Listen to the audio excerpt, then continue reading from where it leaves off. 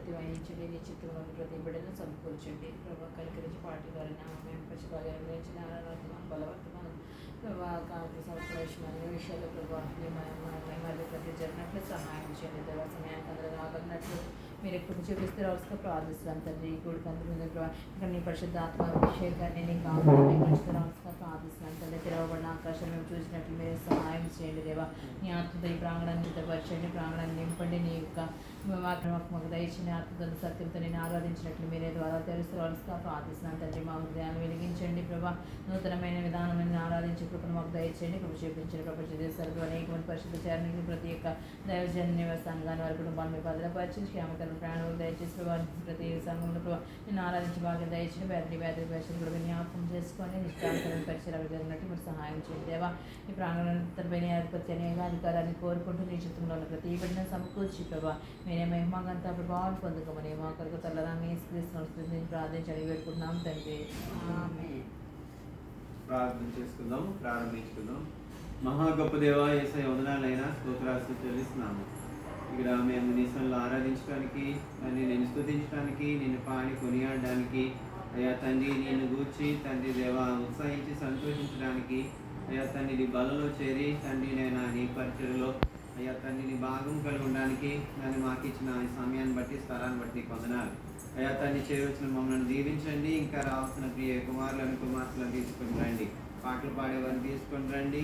అయ్యా ఆరాధించే వారిని తీసుకొని రండి.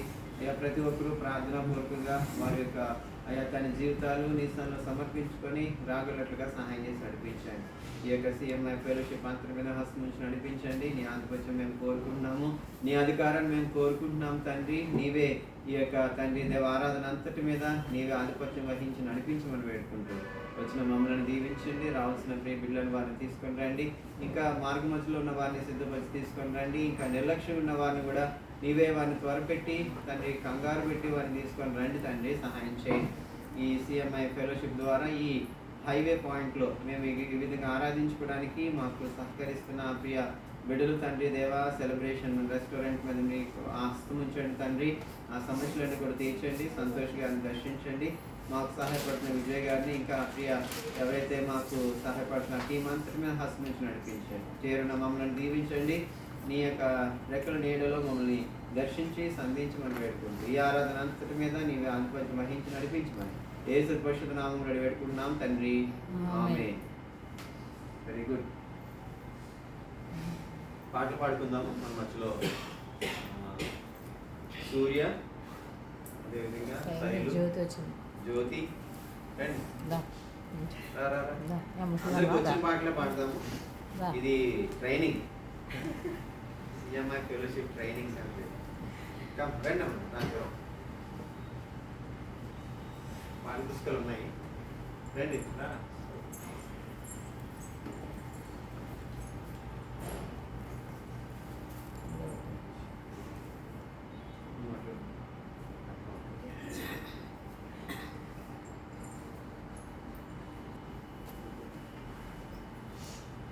జరగండి అమ్మా, దగ్గర నుంచి ఇటు వచ్చేసి సూర్య సూర్య దూరంగా నుంచి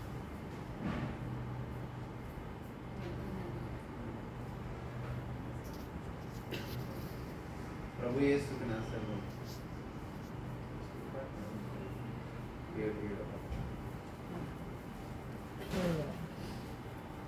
స్తుతి మహిమ ఘనత నీకే. మంచి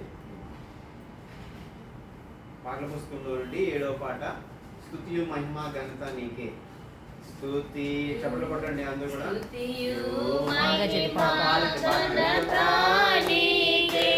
యుగ యుగముల వరకు ఎంతో నమ్మదగిన దేవా, ఎంతో నమ్మదగిన దేవా, మా దేవుడవై మాకిచ్చితివి ఎంతో గొప్ప శుభదినము. మా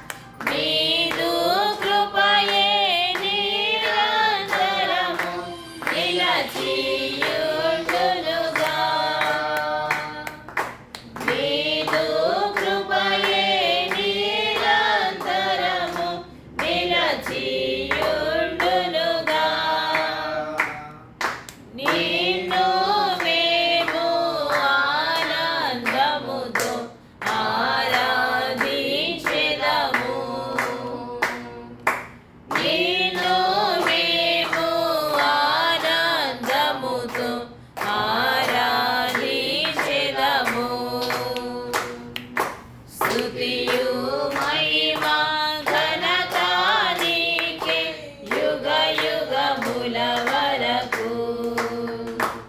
ఎంతో నమ్మదగిన దేవా, ఎంతో నమ్మదగిన దేవా,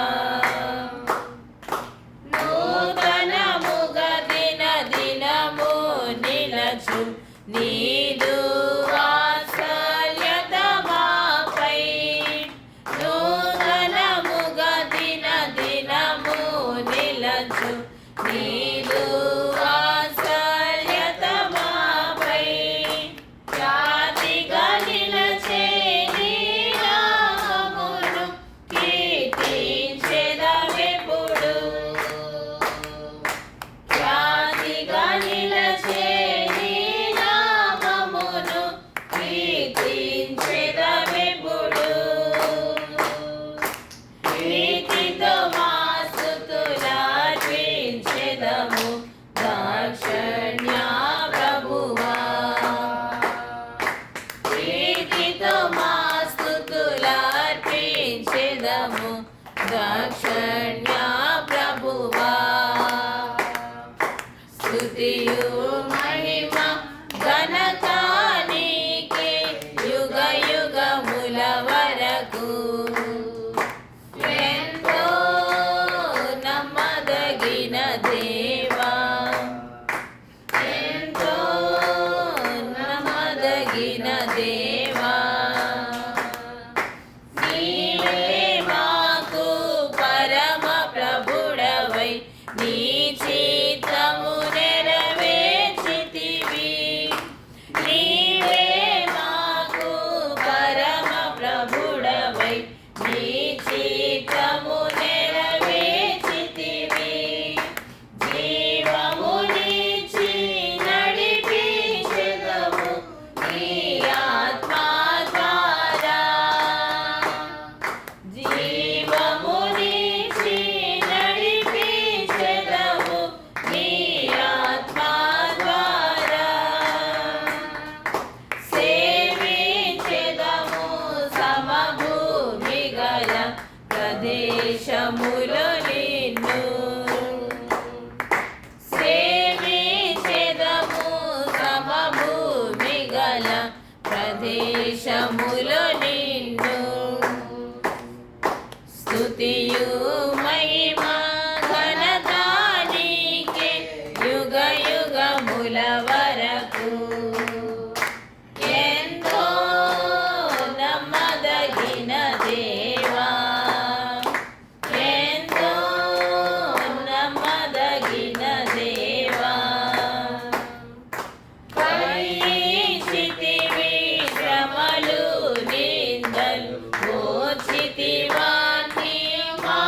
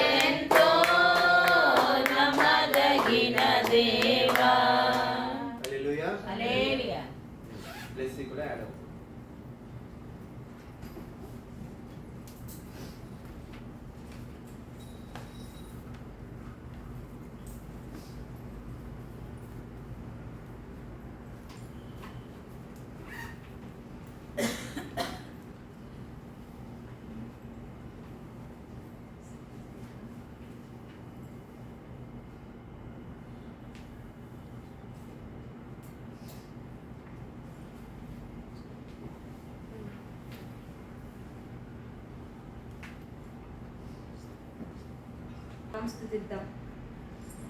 రక్షణ ఔన్నత్యము రక్షకుడే తెలుపును, పర్వత శిఖర శ్రేణుల వలెనే నిశ్చలమైనది, పర్వత శిఖర శ్రేణుల వలెనే నిశ్చలమైనది. మలినావసము వలెనే నిండియుంటివి నీడలతో, మలినావసము వలెనే నిండియుంటివి నీడలతో, తండ్రి మాదిరిగా మమ్ము వెదకి వచ్చి వింతగా మమ్ము రక్షించెను, తండ్రి మాదిరిగా మమ్ము వెదకి వచ్చి వింతగా మమ్ము రక్షించెను. రక్షణ ఔన్నత్యము రక్షకుడే తెలుపును, పర్వత శిఖర శ్రేణుల వలెనే నిశ్చలమైనది, పర్వత శిఖర శ్రేణుల వలెనే నిశ్చలమైనది.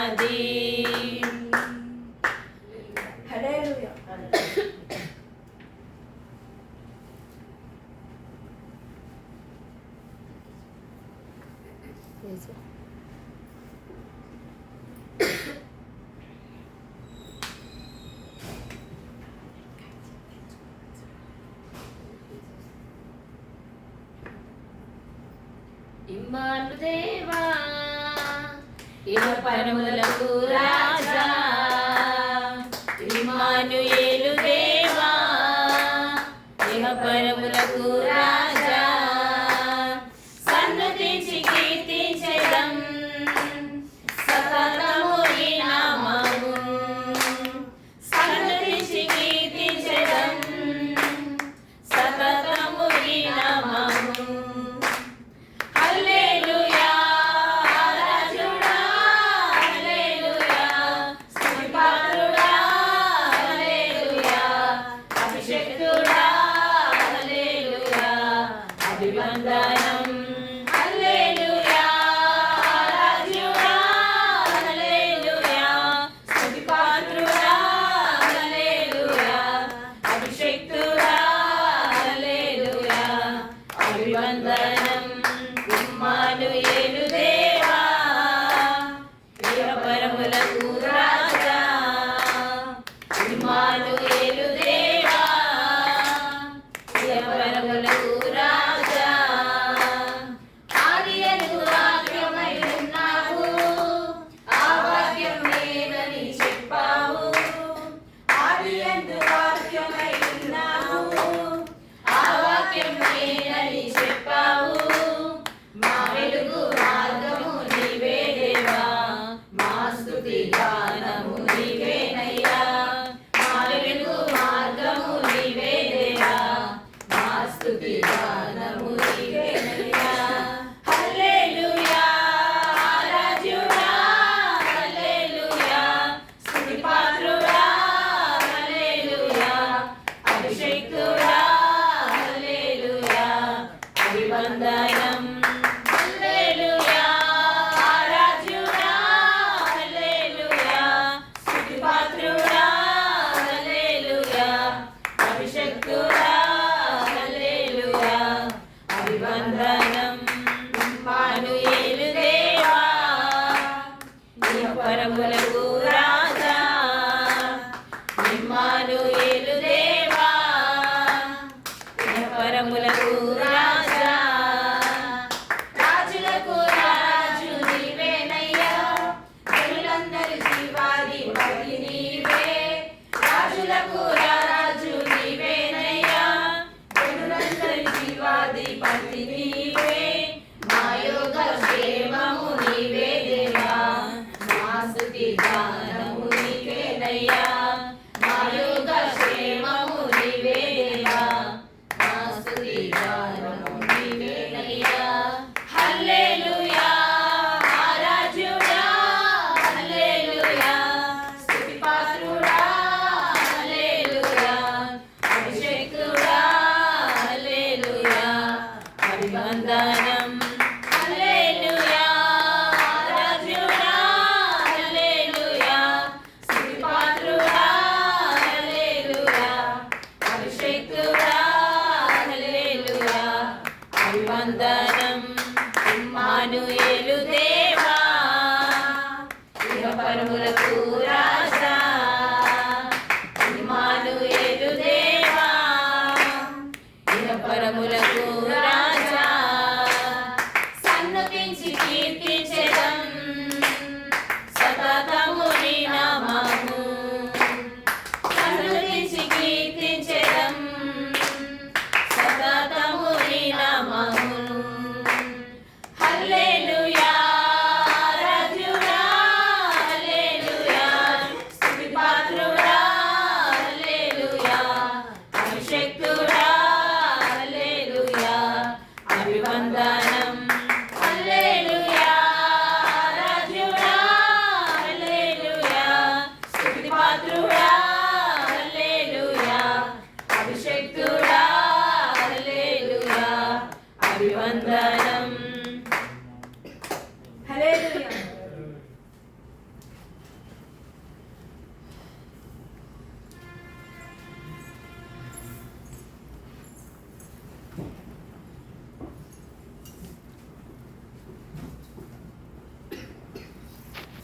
ప్రార్థన చేసుకుందాము. ఇలాంటి చిన్న ప్రార్థన స్తోత్రం తండ్రి, పరిశుద్ధిగా వందాలు. ఇదిగో నా ప్రేమ నాయన, అయ్యా నాయన, ఈ ఆరాధన అంతటిని మీరు ఉండండి. నుండి 14వ కీర్తన. ఈ యొక్క 14వ వారం మనము ఈ యొక్క సెలబ్రేషన్ హాల్లో 14వ వారంలో మనం ఉన్నాము.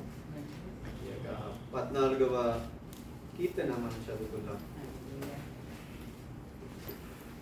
అందరూ కూడా బైబిల్ తెరిచి అందరూ కూడా చదవడానికి వీలుకరంగా గట్టిగా వచ్చిన వారందరూ కూడా గట్టిగా చదవండి. చదువుదామా? 14వ కీర్తన. కీర్తన 14 మొదటి నుంచి మార్చి చదువుకుందాం. దేవుడు లేడని బుద్ధిహీనులు తమ హృదయములో అనుకొందురు. వారు చెడిపోయిన వారు అసహ్య కార్యములు చేయుదురు. మేలు చేయువాడొకడును లేడు. వివేకము కలిగి దేవుని వెతుకువారు కలరేమో అని యెహోవా ఆకాశం నుండి చూచి నరులను పరిశీలించెను. వారందరూ దారి తొలగి బొత్తిగా చెడిపోయినారు. మేలు చేయువారెవరునూ లేరు, ఒక్కడైనను లేడు. యెహోవాకు ప్రార్థన చేయక ఆహారం మింగినట్టు నా ప్రజలు మింగుచు. పాపం చేయవారికి అందరికీ తెలివి లేదా? పాపం చేయవారు బహుగా భయపడదు. ఎందుకనగా దేవుడు నీతిమంతుల సంతానము పక్షమున నున్నాడు. బాధపడు వారి ఆలోచనలు మీరు ధృవీకరించుదురు. అయినను యెహోవా వారికి ఆశ్రయమైనాడు. అందరూ కలిసి చూద్దాం. 7వ వచనము. సియోను ఇశ్రాయేలునకు రక్షణ కలుగునుగాక. యెహోవా చెరలోని తన ప్రజలు రప్పించినప్పుడు యాకోబు హర్షించును, ఇశ్రాయేలు సంతోషించును. హర్షించును, ఇశ్రాయేలు సంతోషించును. పరిశుద్ధ వాక్యము దీవించునుగా. ఈ యొక్క కీర్తన భాగం మనము ప్రతి వారము ఏ కీర్తన చదువుతున్నామో 1 నుంచి దావీదు కీర్తన చదువుతూ ఉన్నాము. చదువుతున్నామా లేదా? ఈరోజు ఏ కీర్తన చదివాము? అవి బైబిల్ ఏది? ఒకసారి పఠింప శ్రేష్ఠ గ్రంథం పదం. ఎవరికి లేదు బైబిల్ చిన్న చూద్దాం. పఠింప శ్రేష్ఠ గ్రంథము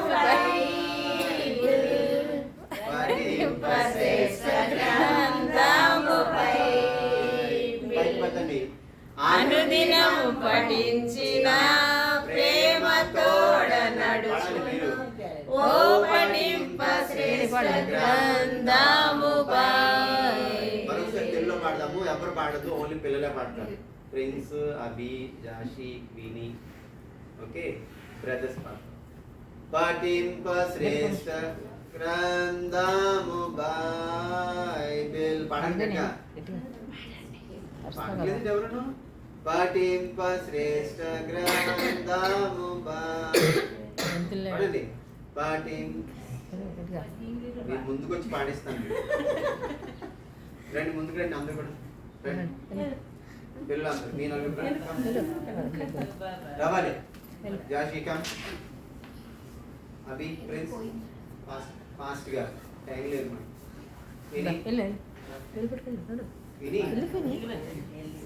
చదవండి గట్టిగా. వచ్చు కదా మాట? బైక్ పైకి పఠింప శ్రేష్ఠ గ్రంథము నేనే మర్చిపోయాను. నేను పఠింప శ్రేష్ఠ గ్రంథము బైబిల్. పైకి మీ గ్రంథము బైబిల్. అనుదినం పఠించిన ప్రేమ తోడ నడుచును. ఓ పఠింప శ్రేష్ఠ గ్రంథము బైబిల్. కూర్చుందాం. వచ్చిన వారందరూ కూడా బైబిల్ తీసుకొని రావాలి. ఓకే, ఇక్కడ మనము 14వ కీర్తన చదువుకుంటున్నాం. 14వ కీర్తనలో ఇక్కడ దేవుని గురించి మనం ఏమనుకుంటున్నాం? మరి 2 రకాల మనుషులు ఉంటారు భూమి మీద. 2 రకాల మనుషులు ఉంటారు. ఎన్ని రకాల మనుషులు ఉంటారు? There are 2 types of people. And ఎన్ని టైప్స్? 2 types. చెప్పాలి, మీరు అందరూ కూడా చెప్పాలి. ఎన్ని టైప్స్? 2 types. ఒక గుంపు ఏంటి అని అంటే దేవుడు లేడు అని అంటారు. ఏమంటారు? దేవుడు లేడు అని అంటారు. దేవుడు లేడని కొంతమంది ఒక గుంపు చెప్తారు. ఇంకో గుంపు ఏం చెప్తుంది? దేవుడు ఉన్నాడు అని చెప్తారు. అర్థమైందా? ఒక గుంపు ఏం చెప్తుంది? చెప్పాలి, దేవుడు లేడు అని చెప్తారు. మరో గుంపు ఏం చెప్తుంది? దేవుడు ఉన్నాడు అని చెప్తారు. ఒక గుంపు ఏం చెప్తుందంటే మనుషులే ఉన్నారు, మనుషులమైన మన జ్ఞానమే గొప్పది, మనుషులమైన మనమే గ్రేట్, మన సైన్స్ మనమే ఈ యొక్క మరి భూమి మీద అంతా కూడా మనమే ఏలుతున్నాం, మనమే గొప్పవారు, మనుషులమే గొప్పవారిని, దేవుడు లేడు అని నమ్మేవారు ఒక గుంపు. దేవుడు ఉన్నవారు అన్నవారు ఏమిటంటే ఆ దేవుడు మన వెనకాల ఉన్నాడు, మన ముందు ఉన్నాడు, సర్వాంతర్యామి, ఎక్కడైనా దేవుడు ఉన్నాడు. ఈ దేవుడు మనల్ని ఏం చేస్తున్నాడు? నడిపిస్తా ఉన్నాడు. There is a supernatural power అని చాలా ఒక గుంపు నమ్ముతారు. దేవుడు లేడనే ఒక గుంపు ఉంది, దేవుడు ఉన్నాడనే గుంపు ఒకటి. అయితే దేవుడు ఉన్నాడు అనుకున్న వారందరూ కూడా ఈ పరిశుద్ధమైన బైబిల్ గ్రంథంలో ఒక వచనాన్ని మనము ఆదికాండము 1వ వచనంలో అందరూ దాన్ని నమ్ముతారు. ఏంటంటే ఆదియందు దేవుడు. ఏంటండి? ఆదికాండం 1వ అధ్యాయం 1వ వచనంలో ఆదియందు దేవుడు. చెప్పండి, ఆదియందు దేవుడు. ఆది నుండే ఎవరున్నారండి? దేవుడు ఉన్నాడని నమ్మేవారే ఈ యొక్క పరిశుద్ధమైన బైబిల్ గ్రంథంలో ఆ దేవుడే మనకి దేవుడే ఉన్నాడని మనము నమ్ముతున్నాం. మనమే కాదు, చాలా మంది కూడా మరి అంటే పరిశుద్ధమైన బైబిల్ గ్రంథాన్ని నమ్మేవారు, యేసుక్రీస్తు నమ్మేవారు, తండ్రి కుమార పరిశుద్ధాత్మ నమ్మేవారే కాకుండా ఈ లోకములో ఎంతో మంది మరి క్రైస్తవేతరులు అందరూ కూడా ఎవరు నమ్ముతున్నారు? దేవుడు ఉన్నాడు. ఏ దేవుడైనా కావచ్చు. వారు ఏమంటారంటే దేవుడు ఉన్నాడు. దేవుడు ఉన్నాడు అని అనుకున్న వారు అందరూ కూడా ఏంటంటే థీస్ అని ఇంగ్లీష్లో అంటారు. ఏంటది? థీస్. మనం అందరూ కూడా దేవుడు ఉన్నాడని నమ్ముతాం. మరి దేవుడు లేడని నమ్మే వారందరినీ కూడా మరి ఇంగ్లీష్లో ఏమని పిలుస్తారంటే ఎథిస్ట్లు అని పిలుస్తారు. ఏమని పిలుస్తారు? ఎథిస్ట్ అని పిలుస్తారు. చాలా మంది క్రైస్తవుల్లో కూడా దేవుడు లేడు, ఎథిస్ట్ గా కూడా చాలా మంది ఉన్నారు. ప్రియమైన దేవుని బిడ్డలారా, ఇక్కడ దేవుని యొక్క వాక్య భాగం ఏం చెప్తుంది? ఒకసారి చదువుదామా? మరి కీర్తన 14వ కీర్తన 1వ అధ్యాయం. అందరూ స్పష్టంగా ఇంగ్లీష్లో ఉన్నవారు ఇంగ్లీష్లో, మీరు బైబిల్ తెరకపోతే మీరు వచ్చింది వేస్ట్. ఫ్రెండ్స్ విని మీరు అందరూ కూడా చదవండి. దేవుడు అనుకొందురు, వారు చెడిపోయిన వారు చేయుదురు, ఒకడును లేడు. ఇక్కడ ఎవరు అనుకుంటున్నారంట దేవుడు లేడని? మనం చెప్పుకున్నాం కదా, 2 రకాల ప్రజలు గుంపు ఉన్నది. ఒక గుంపు ఏమో దేవుడు లేడు అంటున్నారు, ఒక గుంపు దేవుడు ఉన్నాడని చెప్తున్నారు. అయితే ఇక్కడ ఈ యొక్క వచనంలో ఈ కీర్తనాకారుడు రాస్తున్న మాటలో ఏంటంటే దేవుడు లేడని ఎవరు అనుకుంటున్నారు? బుద్ధిహీనులే అనుకుంటున్నారు. బుద్ధి లేని వారే దేవుడు లేడని అనుకుంటున్నారు. అయితే దేవుడు లేడు అని ఈ ఎథిస్ట్ ఎవరైతే ఉన్నారో వారందరూ కూడా ఎవరు? బుద్ధిహీనులు. అయితే ఇక్కడ ఇంకా మనం మరొక వచనాన్ని మనము చదువుకుందాము, ఆరాధన చేసుకుందాము. తర్వాత 2వ వచనం ఏం చెప్తుంది? వివేకము కలిగి దేవుని కలరేమో అని ఆకాశము నుండి చూచి నరులను పరిశీలించిన. అంటే ఇక్కడ దేవుడు లేడని బుద్ధిహీనులు అనుకుంటున్నారు. ఈ 14వ కీర్తనలో 1వ అధ్యాయంలో 2వ వచనంలో ఏంటంటే దేవుడు కూడా ఏం చేస్తున్నాడు? మనుషులను చూస్తూ మరి ప్రిన్స్ జాషి ఇక్కడ వారు అందరూ కూడా దేవుడు మరి పరిశీలిస్తున్నాడంట. మీరు వాక్యం వింటున్నారా లేదా, పాట పాడుతున్నారా లేదా, మీరు కాన్సన్ట్రేట్ చేస్తున్నారా లేదా, మరి ఇక్కడ ఉన్నారా లేదా అని చాలా మందిని అందరిని కూడా దేవుడు ఏం చేస్తాడు పైన ఉండి. అందుకే ఈ వాక్యం ఏం చెప్తుంది, వివేకము కలిగి. అంటే ఇక్కడ రెండు రకాల మనుషుల గురించి రాయబడుతూ వచ్చింది. ఒక మనిషి ఎవరు, బుద్ధి.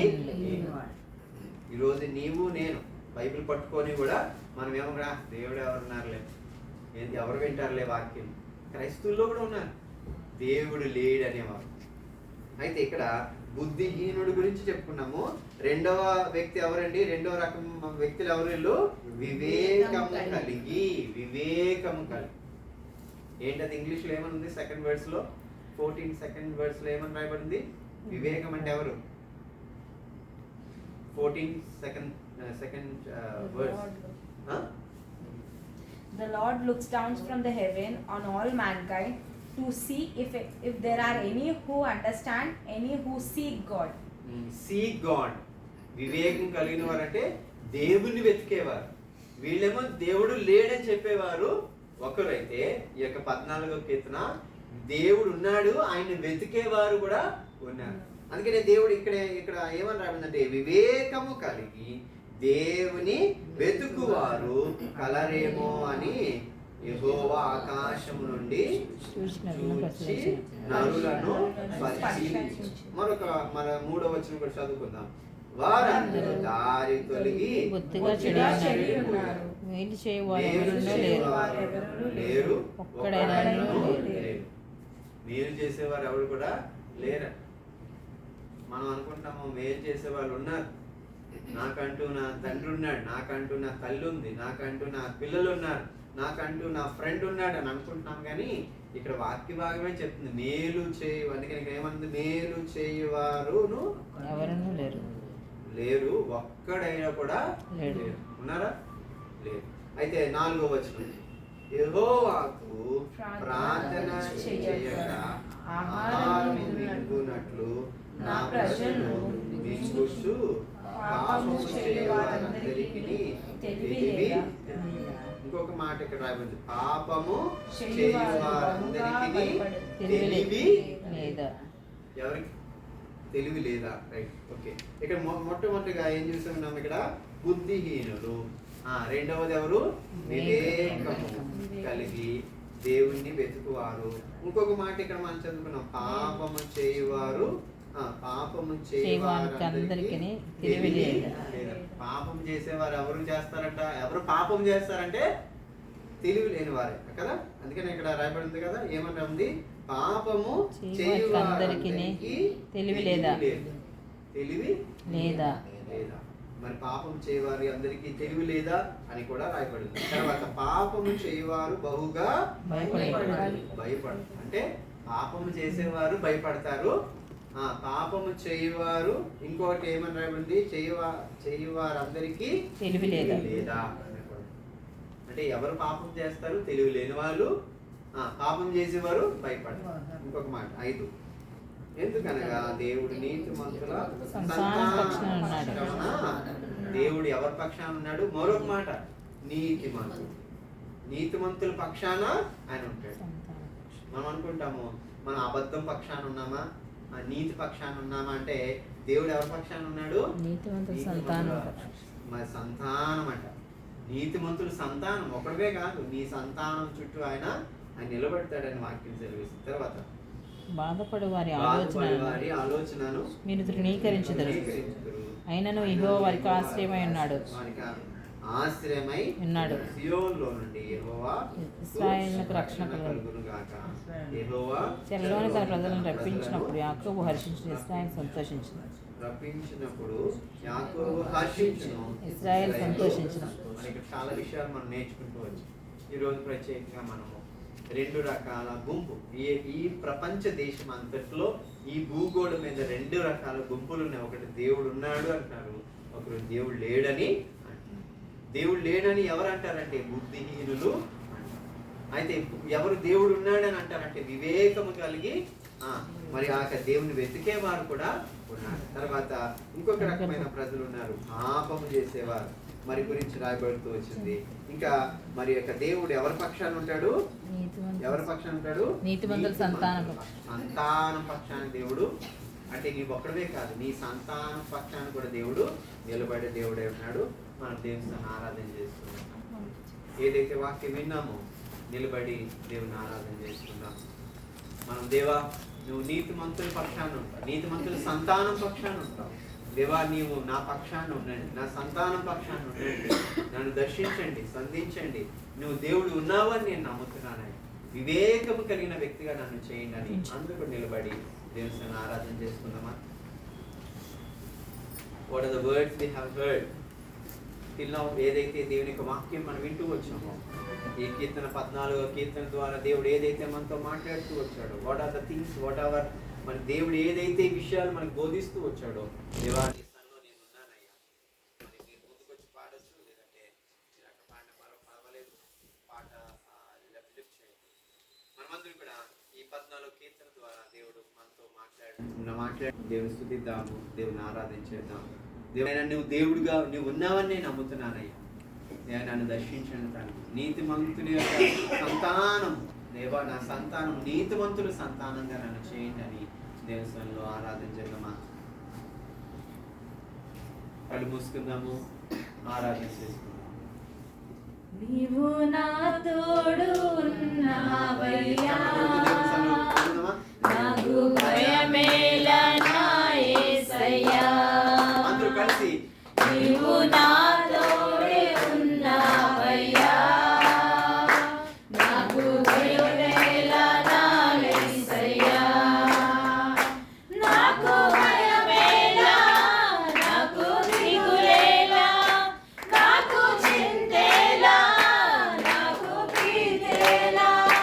నాకు భయమేలా, నాకు దిగులేలా, నాకు చింతేలా, నాకు భీతేలా. నీవు నా తోడు ఉన్నావయ్యా, నాకు భయమేలా నా యేసయ్యా. నీవు నాలోనే ఉన్నావయ్యా, నాకు దిగులేలా నా యేసయ్యా. కష్టములో నష్టములో నావు, వేదనలో నా చెంత ఉన్నావు. కష్టములో నష్టములో నా తోడు ఉన్నావు, వేదనలో నా చెంత ఉన్నావు. అడిగిన వారికి ఇచ్చేవాడవు, వెదకిన వారికి దొరికేవాడవు. అడిగిన వారికి ఇచ్చేవాడవు, వెదకిన వారికి దొరికేవాడవు. తట్టిన వారికి తలుపులు తెరిచే దేవుడవు, తట్టిన వారికి తలుపులు తెరిచే దేవుడవు. దేవా దేవా నీకే స్తోత్రం, దేవా దేవా నీకే స్తోత్రం. దేవా దేవా నీకే స్తోత్రం, దేవా దేవా నీకే స్తోత్రం. మరొక దేవా దేవా దేవా నీకే స్తోత్రం, దేవా దేవా నీకే స్తోత్రం. దేవా దేవా నీకే స్తోత్రం, దేవా దేవా నీకే స్తోత్రం. నీవు నా తోడే ఉన్నావయ్యా, నాకు భయమేలా నా యేసయ్యా. నీవు నాలోనే ఉన్నావయ్యా, నాకు దిగులేలా నా యేసయ్యా. నీవు నా తోడే ఉన్నావయ్యా, నాకు భయమేలా నా యేసయ్యా. నీవు నాలోనే ఉన్నావయ్యా, నాకు దిగులేలా నా యేసయ్యా. నాకు నా తోడే ఉన్నావయ్యా, నాకు భయమేలా నా యేసయ్యా. నీవు నాలోనే ఉన్నావయ్యా, నాకు భయమేలా నా యేసయ్యా. నీవు నా నా తోడే ఉన్నావయ్యా నాకు భయమేలా నా యేసయ్యా నీవు నాలోనే ఉన్నావయ్యా నాకు దిగులేలా నా యేసయ్యా నాకు భయమేలా నాకు దిగులేలా నాకు భయమేలా నాకు దిగులేలా నాకు చింతేలా నాకు భీతేలా నాకు చింతేలా నాకు భీతేలా నీవు నా తోడే ఉన్నావయ్యా నాకు భయమేలా నా యేసయ్యా నీవు నాలోనే ఉన్నావయ్యా నాకు దిగులేలా నా యేసయ్యా ప్రార్థన చేసుకుందామా? దేవా నువ్వు నాతో ఉన్నావయ్యా, నా కష్టంలో ఉన్నావు, నా బాధల్లో ఉన్నావు, నేను పడే ప్రతి కష్టంలో నువ్వు నాతో ఉన్నావయ్యా, నా చింత అంతట్లో నువ్వు ఉన్నావయ్యా. చివరి వారం మొన్నటి వారంలో మనం నేర్చుకుంటూ వచ్చాం కదా దేవుని యొక్క పరిశుద్ధమైన బైబిల్ గ్రంథంలో నుండి ఆ 13వ కీర్తనలో మరి ఆ వచనం బట్టి మనతో దేవుడు మాట్లాడుతూ వచ్చాడు కదా, ఎంతకాలము నా మనసులో ఎంతకాలమైనా నా మనసులో నా చింత ఉంటుంది, బాధ ఉంటుంది, భీతి ఉంటుంది, ఎంతకాలం నా హృదయంలో, ఎంతకాలం నా శత్రువు. మరి ఈరోజు మనతో దేవుడు అన్నాడు, దేవుడు లేడని బుద్ధిహీనులే అనుకుంటారు, కానీ వివేకము కలిగి మరి దేవుని వెతుకువారు కలరు ఏమో అని దేవుడు ఆకాశం నుండి నరులను పరిశీలిస్తున్నాడు. 2వ వచనం 14 నుండి ఆయన పరిశీలిస్తున్నాడు. ప్రియమైన దేవుడు యొక్క బిడ్డలారా మనందరినీ పరిశీలిస్తున్నాడు.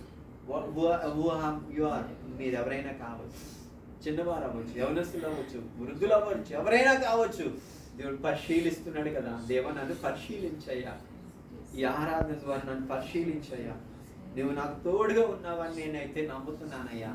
నాకు భీతి భయము లేకుండా, నువ్వు నాకు చింత లేకుండా నన్ను చెయ్యండి అయ్యా అని మనం దేవుని స్తుతిద్దామా, దేవుని ఆరాధించేద్దామా. నీవు నా తోడు ఉన్నావయ్యా చెప్తామా? నాకు భయమేలా నా యేసయ్యా నీవు నాలోనే ఉన్నావయ్యా నాకు దిగులేలా నా యేసయ్యా నన్ను నా తోడే ఉన్నావయ్యా నాకు భయమేలా నా యేసయ్యా ఈ ముందు లైన్ కాదు, చివరి నుంచి పాడండి. నీవు నా తోడు ఉన్నావయ్యా నాకు భయమేలా నా యేసయ్యా నీవు నాలోనే ఉన్నావయ్యా నాకు దిగులేలా నా యేసయ్యా ప్రార్థన చేసుకుందామా? కూర్చుందాం. ఎవరైనా వ్యక్తిగతంగా ఆరాధన చేసేవారు ఒకరు మహా అయితే ముగ్గురు స్వతంగా దేవుని ఆరాధన చేసేవారు. ఆరాధన చేసినప్పుడు మీరు కూడా ఎవరు వ్యక్తిగతంగా వారే దేశంలో చేస్తూ వచ్చాం, మనసులో ఆరాధన చేసుకుందాం. ఆరాధన చేస్తాం. మహాపరిశుద్ధుడు ఆత్మహాగరుడు ఇచ్చిన వస్తుడు ఏమో తండ్రి ఈ పరిశుద్ధ పాదాలు పొందిన స్తోత్రాలు ప్రభా. ఆయన గడిచిన దాంధనంలోంచి ఈ దాంధనం వరకు తండ్రి మమ్మల్ని కాసి కాపాడి సజీవ లెక్కల్లో ఉంచి మీ సన్నిధిని అనుభవించే భాగ్యం మాకు అందించినందుకు నీకు వందనాలు తండ్రి. నన్ను మీరు ఎంతకన్నా కాపాడు నడిపిస్తున్న దేవా నీకు వందనాలు ప్రభా. నా భక్తి నా శక్తి కాదునైనా మీ అపారమైన ప్రేమతో కృపతో నీ దయతో కనికరంతో నన్ను ఎంతగానో దినదినము కాపాడుతున్నావు తండ్రి. అయ్యా నాకు చాలని దేవుడిగా ఉన్న దేవా నీకు వందనాలు స్తోత్రాలు ప్రభా. నా పట్ల నా బిడ్డల పట్ల ఆయన మీరు చేసిన వేళ్ళు ఉపకారాలు పెట్టి నీకు వందనాలు తండ్రి. అయ్యా నా మనవుల పట్ల మీరు చేసిన వేళ్ళు ఉపకారాలు పెట్టి వందనాలు. నా సంఘం పట్ల నా సహవాసం నా తండ్రి నాయన నా ప్రభావం మీరు చేసిన వేళ్ళు ఉపకారాలు పెట్టి నా సేవకుడి పట్ల నాయన కుమారుడి పట్ల మీరు చేసిన వేళ్ళు ఉపకారాలు వందనాలు స్తోత్రాలు. నాయన సోదరులో జయమిచ్చిన దేవా నీకు వందనాలు స్తోత్రాలు. కష్టాల్లో తోడై ఉన్న తండ్రి నీకు వందనాలు. ఇబ్బందుల్లో ఇరుకుల్లో మమ్మల్ని కాపాడుతూ నాయన పోషిస్తున్న దేవా నీకు వందనాలు. నీ ప్రేమకి ఇవ్వగల ప్రభా ఏమర్పించగల తండ్రి నాయన కడవ దినాల్లో భయంకరమైన దినాల్లో ఎన్నో శోధనలు ఎన్నో ఇబ్బందులు ఎన్నో ఇరుకుల్లో ఉన్న మమ్మల్ని ప్రభా అయ్యా సజీవ లెక్కలో ఉంచుతున్నందుకు నీకు వందనాలు స్తోత్రాలు. ఇంతలో కనపడి అంతలో మాయమైపోతున్నారు ప్రభా. మమ్మల్ని అయితే తండ్రి ఏం చేసి ప్రభా నీ కృప నీ దయ కనికిరాన్ని పెట్టిన తండ్రి అయ్యా నీ సంకల్పాన్ని పెట్టి నువ్వు రక్షించుకున్న విధానాన్ని పెట్టిన ప్రభా నీలో నడిపిస్తూ తండ్రి మమ్మల్ని నడిపిన జీవింప చేస్తున్న దేవా నీకు వందనాలు. మాకు తోడుగా ఉన్నావు తండ్రి నీకు వందనాలు ప్రభా. నాయన నీకు స్తుతులు స్తోత్రాలు తండ్రి. ఇంతవరకు నీ ఇచ్చిన లేఖన భాగాలు పెట్టి వందనాలు అయ్యా. నాయన స్తుతి గీతాల్లో మీరున్నందుకు వందనాలు తండ్రి. ఆరాధన జరిపిస్తున్నందుకు నీకు వందనాలు తండ్రి. నీకే స్థుతులు. నా బలహీనతలో నాకు నీ కృప నాకు సారినంతగా ఉంచుతున్నావు నీకు వందనాలు.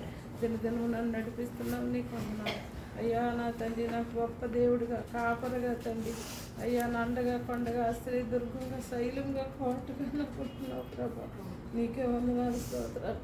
నన్ను పోషిస్తున్న దేవా నీకు వందనాలు స్తోత్రాలు తండ్రి అయ్యా. నాయన నా భర్తను లేకపోయినా నాకు కర్తగా ఉండి నాయన నాటి నుంచి నేటి వరకు నన్ను ఎంతగానో నీ సహవాసంలో నడిపిస్తూ మీరు నన్ను పోషిస్తున్నందుకు నీకు లెక్కలేని స్థుతులు స్తోత్రాలు చెల్లించుకుంటూ ఈ దినం చూశానంటే నాది ప్రభా అపారమైన ప్రేమ నీ దయ కనికరమే తండ్రి. ఈ దినాన్ని ప్రభా నీ సన్నిధిలో నేను ఉన్నానంటే ప్రభా అది నీ కేవలం నీ దయ ప్రభా. నా తండ్రి నా ఆయుష్ పొడిగించి తండ్రి ఈ దినాన్ని ప్రభా నీ పరిశుద్ధమైన దినాన్ని ప్రజలందరితో కలిసి ప్రభా నాయన నా తండ్రి ఆరాధించడానికి నాకు ఇచ్చిన సమయం పెట్టి వందనాలు స్తోత్రాలు చెల్లించుకుంటూ కొద్ది స్థుతి ఆరాధన యేసు నామములో నా ముందున్న బల్ల కొరకు ప్రార్థిస్తున్నాను నాయన. నా తండ్రి అయోగ్యంగా తీసుకోకుండా యోగ్య రీతిలో నీ నా తండ్రి ఆయన మా కొరకు నా తండ్రి నలగట్టబడిన నీ శరీరం ముద్ద చేయబడిన నీ శరీరం ప్రభు నా తండ్రి శరీరాన్ని చూసినగా రొట్టు మాకు ఇచ్చావు తండ్రి. మా కొరకు కాచినటువంటి నీ అమూల్యమైన రక్తాన్ని చూసినగా ద్రాక్షారసం మాకు ఇచ్చావు తండ్రి. అది తీసుకొని యోగ్యమైన జీవితంలో మేము ఉండడానికి సహాయం చేయమని ఈ కొద్ది స్తుతి ఆరాధన మా ప్రభు అయిన యేసుక్రీస్తు వారి పరిశుద్ధ నామాన్ని పెట్టి స్తుతించి ఆరాధించుకుంటున్నాను తండ్రి.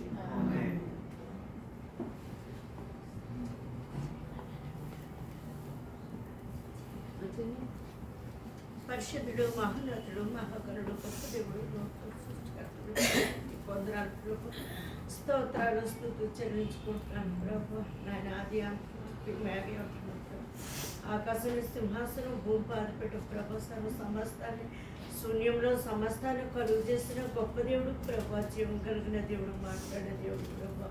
నాయన నీకు వందనాలు ప్రభు. స్తోత్రాలు స్తుతులు చెల్లించుకుంటాను ప్రభు. గడిచిన పురతాను బృందాలు నాయన తండ్రి నాడు ప్రభు ఆయుష్ ఇచ్చి ఆరోగ్యం ఇచ్చి బలం ఇచ్చి శక్తిని ఇచ్చి మరొక పురతానంలో నాయన నన్ను నడిపించిన విధానం బట్టి మీకు వందనాలు ప్రభు. స్తోత్రాలు స్తుతులు చెల్లించుకుంటున్నాను. ఈ దోషం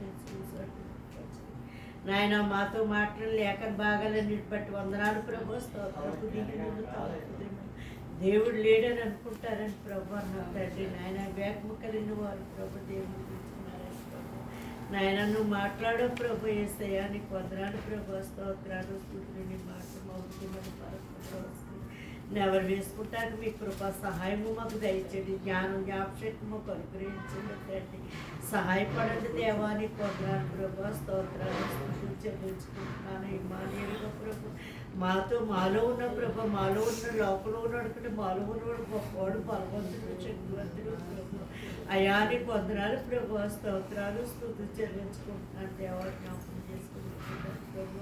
నాయన నా తండ్రి నీకు వందనాలు ప్రభు. స్తోత్రాలు స్తుతులు చెల్లించుకుంటున్నాను. బట్టి వచ్చి మమ్మల్ని పంపించే దేవుడు నాయన నిండి పొంగి పొట్లు పాత్రలుగా మమ్మల్ని చేయమని అడుగుతున్నాను ప్రభు. సహాయపడండి జ్ఞాపకం చేసుకుంటాండి యేసయ్యా నీకు వందనాలు. వాక్యంతో ప్రభు సూటిగా నేరుగా మాతో మాట్లాడి మా అవకాశం సరి చేసుకునే వారికి సహాయపడండి. జ్ఞాపకం చేసుకోండి తండ్రి నీకు వందనాలు ప్రభు. స్తోత్రాలు స్తుతులు చెల్లించుకుంటున్నాను. అలాగే ప్రభు వచ్చిన ప్రతి ఒక్క బిడ్డలకు కూడా జ్ఞాపకం చేసుకోండి. దేవుడు మా అందరికి దయచేయండి. పాటల్లో మీరున్నారు ప్రభు. యేసయ్యా నీకు వందనాలు ప్రభు. స్తుతి ఆరాధనలో మీరు ఎంతగానో మాలో ఉన్న ప్రభు. భయమేంటి దిగులేంటి చెత్తేంటి అయ్యా నువ్వు ఉండగా మాకు భయమేంటి స్థితి లేదు స్థితి లేదు ఏది లేదు ప్రభు. నాయన నీ కూతురు మా చేయి పట్టుకున్నాను తినకూడదు మమ్మల్ని నడిపిస్తున్న నీ కృపను కష్టపడి అనుమానాలు మాకు తోడై ఉన్నావు తండ్రి పనులుగా తండ్రి సహాయపడ్డావు దేవుడు నాయన నీ కొందరాలు తండ్రి స్తోత్రాలు స్తుతులు చెల్లించుకుంటున్నా మా కొరకు నా ప్రభు నాయన నా సిలువలోను ప్రభు నీ యవన శరీరం అంతా నాయన కొట్టుబడి తట్టుబడి తండుబడి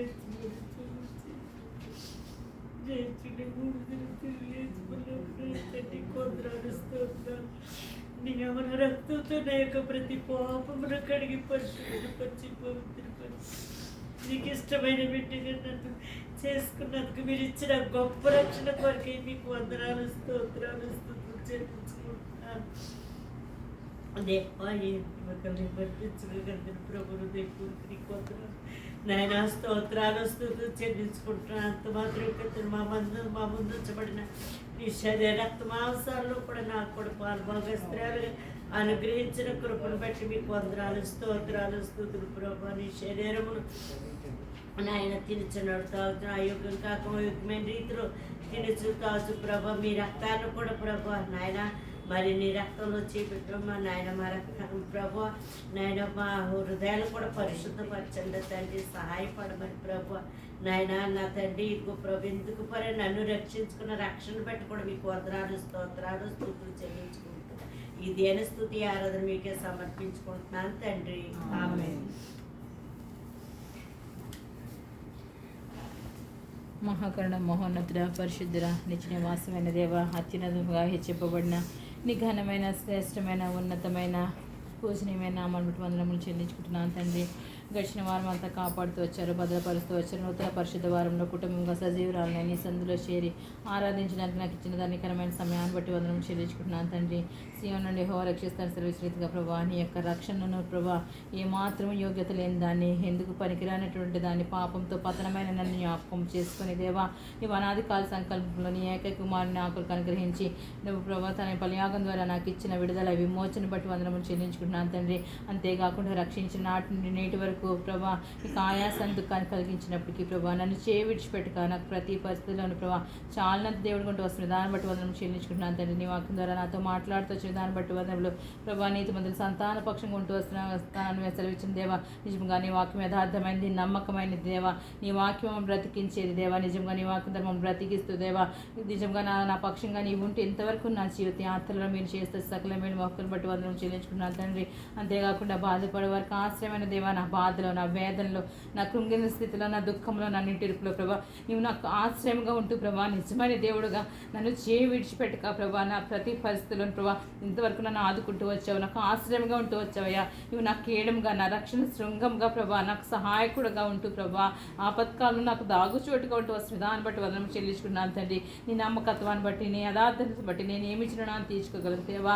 నా జీవిత కాలం అంతా స్తుతించిన రుణస్త్రాలనే ఒప్పుకుంటూ నా కొరకు త్వరలో నన్ను యేసుక్రీస్తునామములో ఈ కొద్ది స్తుతి ఆరాధన నీకే సమర్పించుకుంటున్నాను తండ్రి. ఆమేన్. నాకు భయమేలా నాకు చింతేలా నాకు భయమేలా నాకు దిగులేలా నాకు చింతేలా నాకు భయమేలా నాకు భయమేలా నాకు దిగులేలా నాకు చింతేలా నాకు భయమేలా నాతోడే ఉన్నావయ్యా నాకు భయమేలా నా యేసయ్యా నీవు నాతోనే ఉన్నావయ్యా నాకు దిగులేలా నా యేసయ్యా. ప్రేమ నమ్మకమైన మా గొప్ప దేవా వందనాలు స్తోత్రాలు చెల్లిస్తున్నాం. మేము అంతటి వారమయ్యా నీ సన్నిధిలో ఆరాధించుకోవడానికి ఈ యొక్క సిఎంఐ ఫెలోషిప్ ద్వారా ఈ 14వ ఆరాధన దినాన్ని మేము నిన్ను స్తుతించడానికి ఆరాధించుకోవడానికి మాకు ఇచ్చిన గొప్ప తరుణానికే నీకు వేలాది వందనాలు చెల్లించుకుంటున్నామయ్యా. మా ముందు పెట్టబడిన నీ రసాన్ని బట్టి నీకు వదనాలు. నీ శరీరాన్ని గుర్తుగా రొట్టెను అయ్యా నీ యొక్క రక్తానికి పాప క్షమాపణ అయా తండ్రి దేవా నిబంధన రక్తాన్ని మా ముందు పెట్టిన బట్టి నీకు వందనాలు తండ్రి. మేము ఏ పార్టీ వారం అయ్యా, మేము ఆరాధించుకోవడానికి కూడా యోగ్యత మాలో లేదు, తృణీకరింపబడిన వారం అయ్యా, దేవుడు లేని వారిగా మేము ఉన్నాము. మాకు దేవుడిగా వివేకము కలిగి మాకు వివేచన ఇచ్చి నిన్ను వెతికే వారంగా మమ్మల్ని చేస్తూ వచ్చావు, నేను ఆరాధించే వారంగా చేస్తావు. అని బట్టి నీకు స్తుతిస్తూ ఆరాధిస్తూ నువ్వు చేసిన మేలన్నిటిని బట్టి నా జీవితం, నా కుటుంబం జీవితంలో నువ్వు చేసిన మేలన్నిటిని బట్టి నీకు ఏమి ఇవ్వగలను తండ్రి. నాయన స్తుతి ఆరాధన నీకే సమర్పిస్తున్నాను తండ్రి. మరి పాటలు పాడతారు యవనస్తులు, ఒక పాట, ప్రత్యేకమైన పాట. ఆ తర్వాత దేవుని యొక్క వాక్యాన్ని విందాం.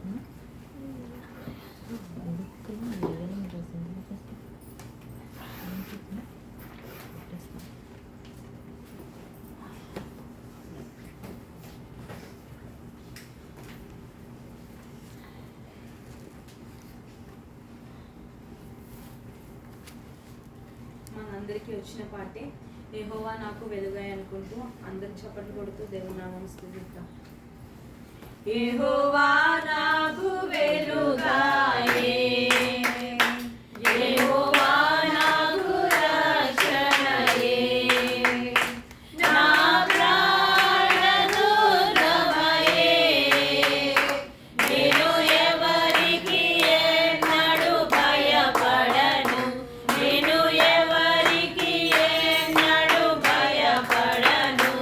యెహోవా నాకు వెలుగాయే, యెహోవా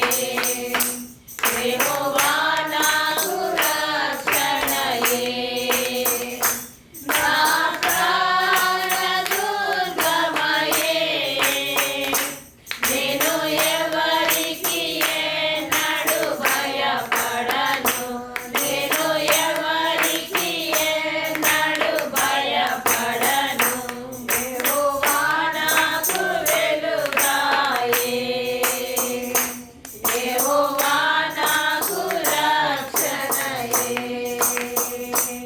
హల్లెలూయా. హల్లెలూయా.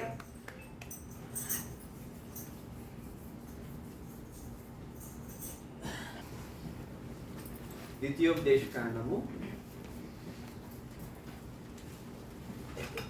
మొదటి అధ్యాయము మొదటి నుండి 11 వచనాలు చదువుకుందాం. మన మధ్యలో వనజ అక్క వచ్చి చదివి వినిపిస్తుంది. స్పష్టంగా అందరికీ వినపడే విధంగా అందరూ దాన్ని చదివే విధంగా.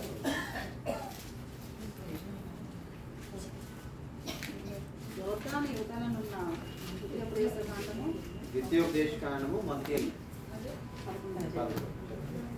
యోర్దాను యువతలను అరణ్యములో అనగా పారానకును ఓబేలు లాబాను హజరోతు దిజాహాబును స్థలములకును మధ్య తూర్పునకు ఎదురుగానున్న ఆరాబులో మోసే ఇశ్రాయేలందరితో చెప్పిన మాటలు ఇవే.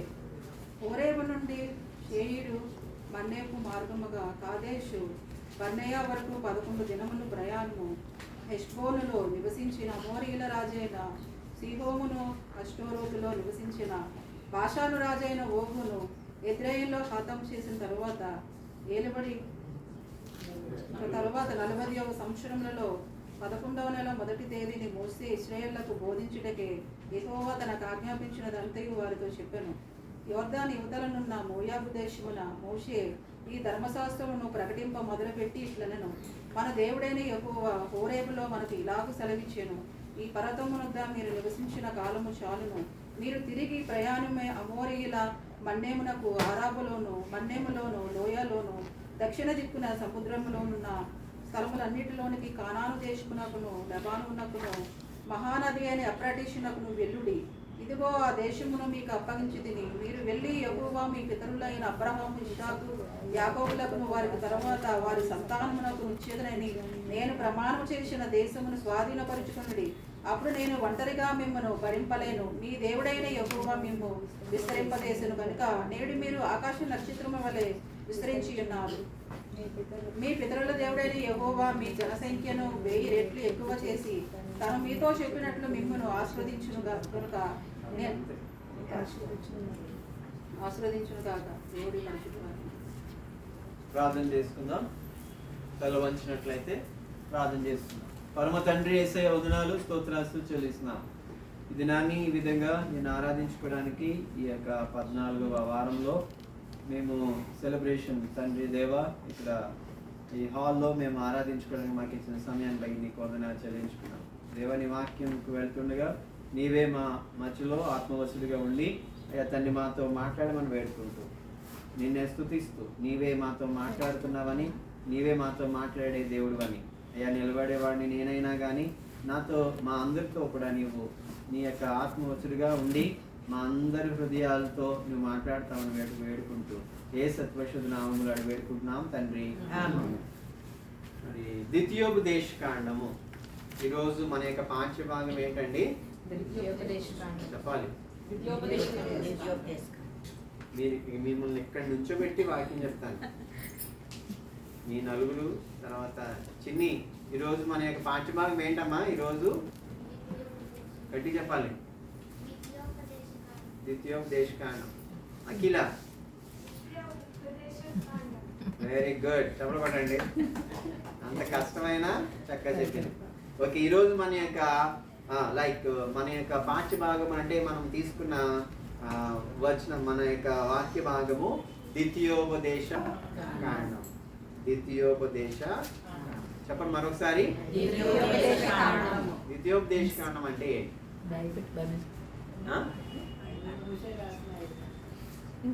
మోషే రాసిన 5 కాండం.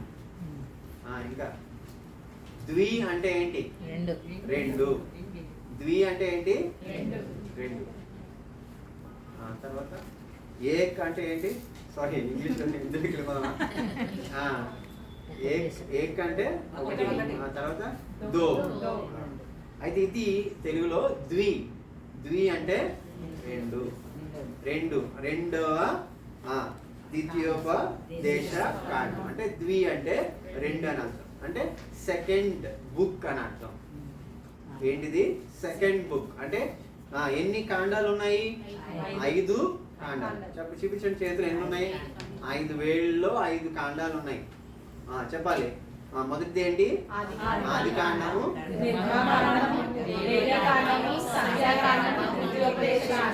ద్వితీయోపదేశ. ఈ 5 కాండాల్లో ఈ ద్వితీయోపదేశ కాండము ఒక రెండవ గ్రంథం. అంటే ముందు 4 గ్రంథాలు ఉన్నాయి కదా. ఆది కాండము, చెప్పండి. ఈ సంఖ్యాకాండములో ఉన్నంత వరకు ఉన్న విషయాలన్నీ కూడా వెళ్ళిపోతూ ఎవరు? మోషే గారు వెళ్ళిపోతూ అంటే దేవుని దగ్గరికి వెళ్ళిపోక మునుపు మళ్ళీ అందరిని ఇలాగ కూర్చి ఈ యొక్క 4 కాండాలు ఏవైతే ఉన్నాయో అవన్నీ తిరిగి ఆయన రెండవ ధర్మశాస్త్రంగా వానికి బోధించిన ద్వితీయ దేశ, అంటే రెండోసారి మళ్ళీ చెప్పాలి. అందుకనే దీన్ని ద్వితీయోపదేశ కాండము అంటారు. అయితే ఈ ద్వితీయోపదేశ కాండములో మోషే ఇందులో అయ్యాక మొదటి అధ్యాయం మొదలుకొని మరి చివరి అధ్యాయం ఎన్నోది? చివరి అధ్యాయం ఎంతండి? 34.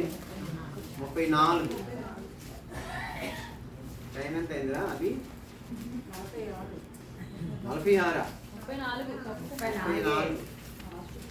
ద్వితీయోపదేశ కాండం.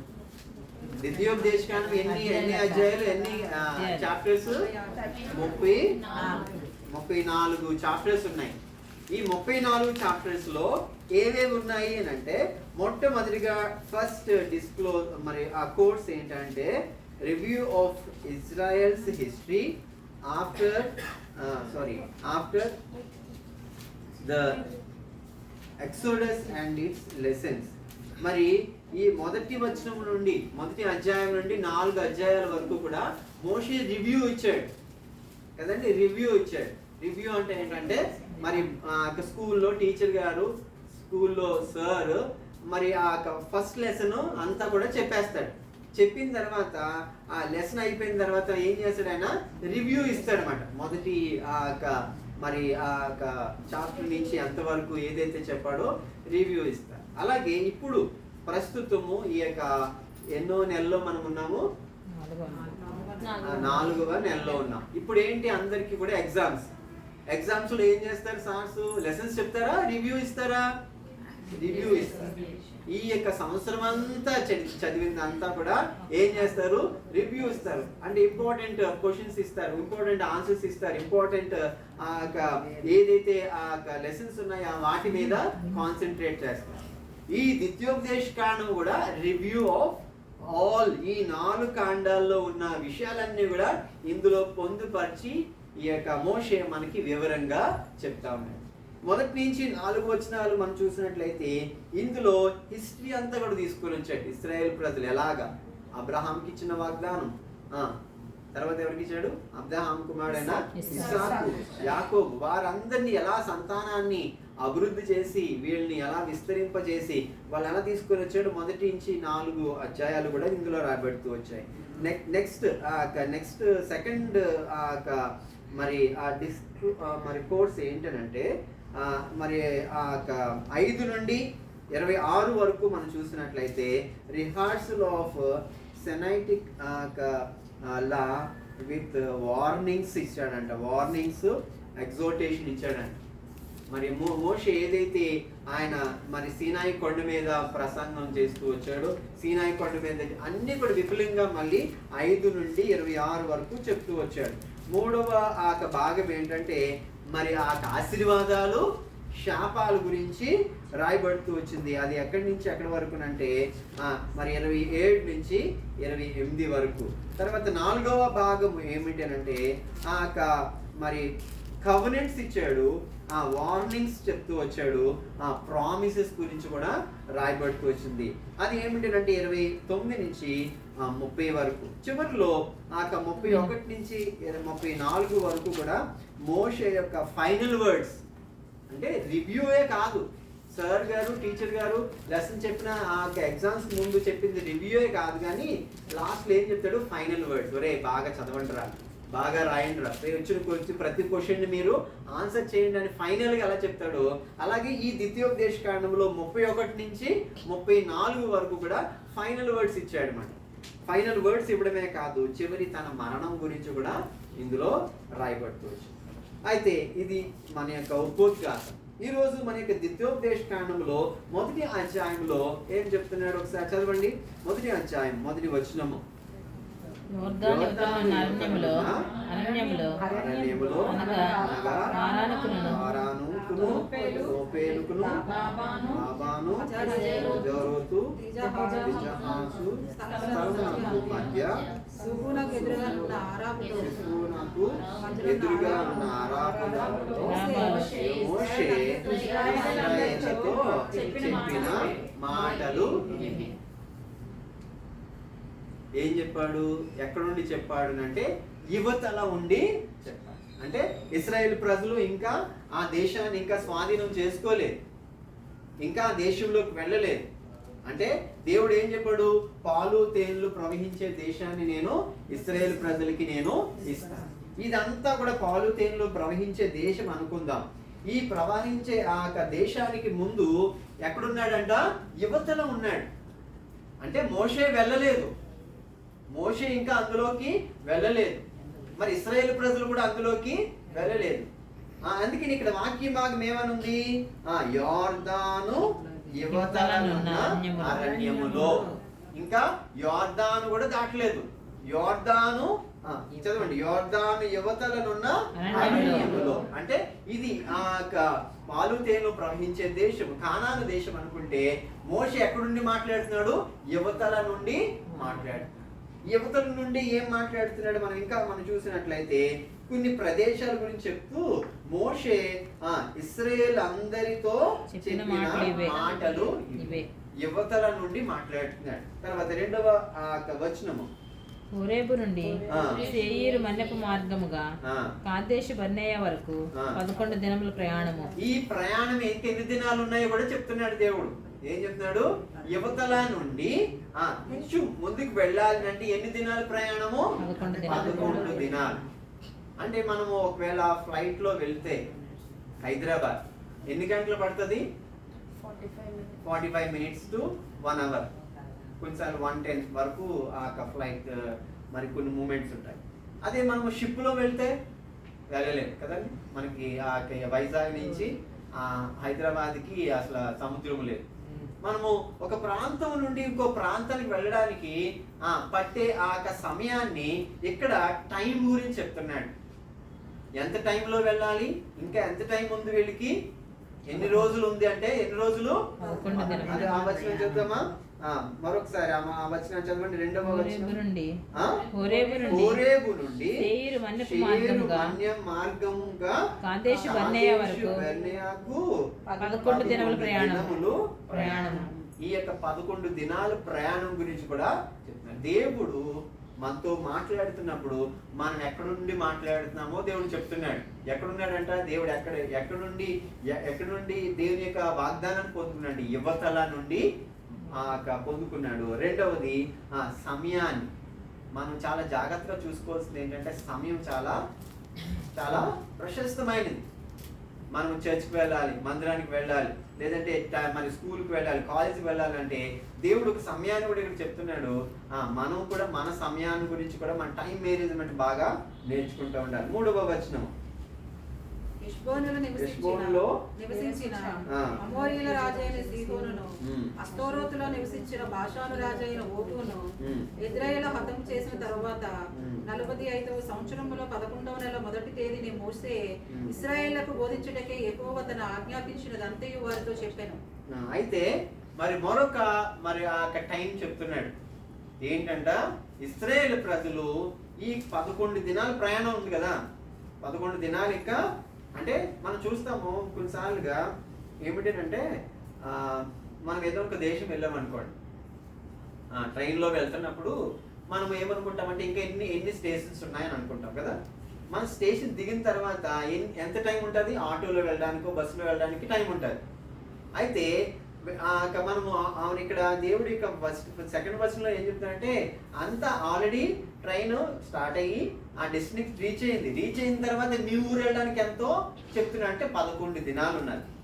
అయితే తర్వాత ఈ యొక్క వచనంలో ఏం చెప్తున్నాడంటే ఈ ప్రయాణం చేసింది అంతా కూడా దేవుడు చెప్తున్నాడు.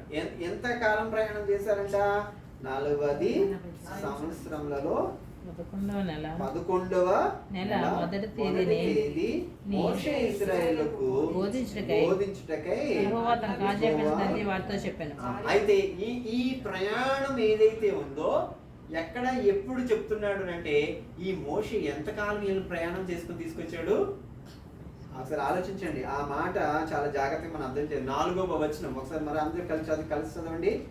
40వ సంవత్సరంలో 11వ నెల మొదటి తేదీ మోషే